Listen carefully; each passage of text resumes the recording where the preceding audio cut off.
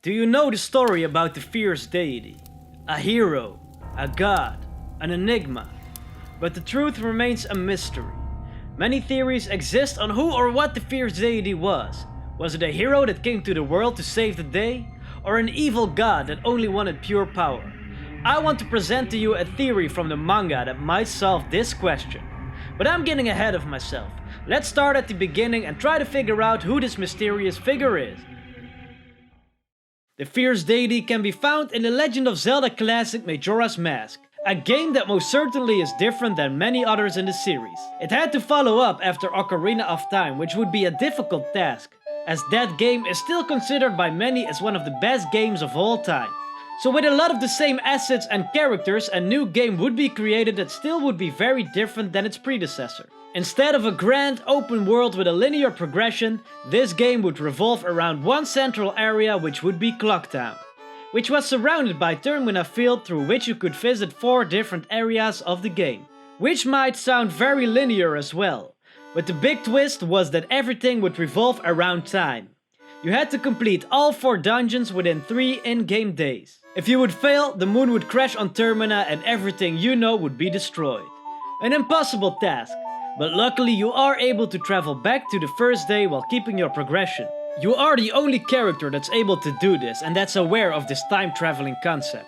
Together with the mysterious happy mask salesman maybe. And that's where this game turns weird. As you are the only person who's aware what's going on and is able to relive everything over and over and over again. The other people will act indifferent. At the first day they will not even recognize their impending doom. And at the last day they will be scared, frightened, but also refusing to leave the town, staring death in its eyes. At the end of this adventure, you will confront the evil being who's behind all of this. The one that wears Majora's Mask, Skull Kid. You get 2 options.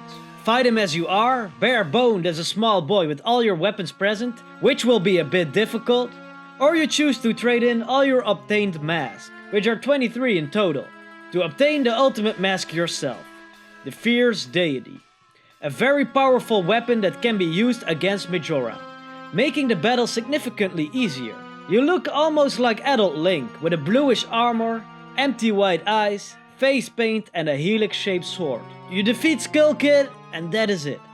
You aren't able to use the mask outside of this and other boss battles. The problems are over.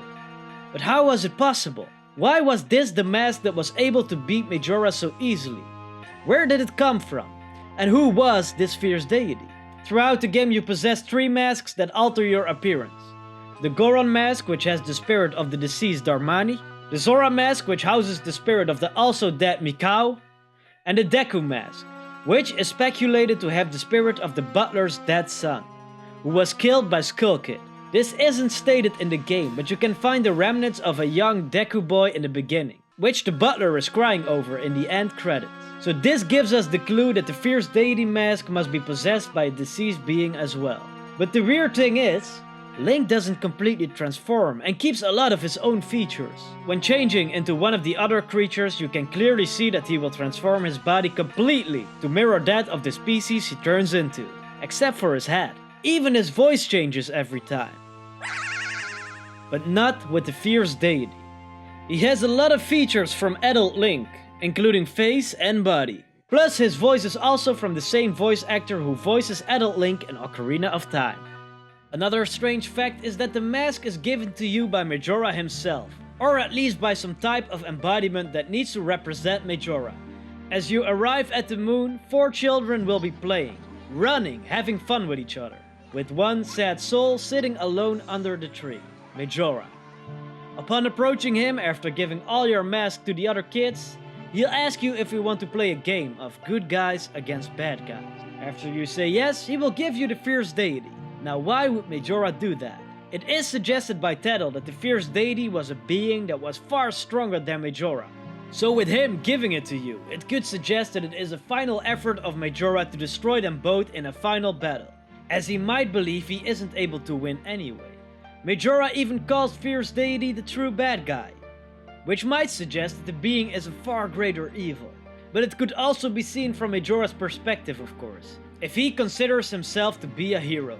There is, however, one story element that you can find in Majora's Mask's manga that might tell us where the Fierce Deity came from.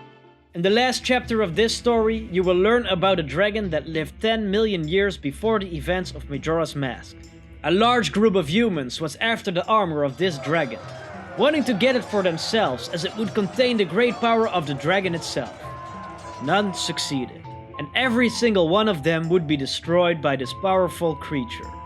Until one man, bearing a striking resemblance to the Fierce Deity, entered the land and by music made the dragon dance for 3 days straight, with him dying on the 4th day. After which he carved a mask from the dragon's armor, Majora's Mask. Not wanting anyone to have this power, it seems that he decided to cast away the mask so that no one is ever able to wield the power. It is suggested that this man is the Fierce Deity. It surely isn't a regular man, as thousands of humans have tried to kill the dragon at the same time, while this guy just walks in and kills him with music. It could be that in the end he would suffer the same fate as the dragon, making them mortal enemies. Their ghosts full of anger residing in the mask, waiting for someone to wear them, so they can fight it out one more time. Which would give Majora a reason to hand the mask to Link. He has found the enemy that's worthy of wearing the Fierce Deity mask, which would make for a grand final battle as the dragon has always hoped for. But this theory isn't without holes, of course. Like, who killed the Fierce Deity? And what aspect of him was carved into a mask? And how did Majora get possession of that mask? I think these questions will forever remain a mystery. But what do you think? Is this who the Fierce Deity really is? The Dragon Slayer? Some god from Termina? Or is it completely someone else? Let me know in the comments because I love to hear your opinion on the matter. And if you enjoyed this video, please leave a like to help the small creator out. You can also subscribe to the channel for much more content on The Legend of Zelda and other Nintendo stuff. A lot more videos are on the way and you can already watch even more of them right now on the channel. Thank you so much for watching, I hope to see you next time.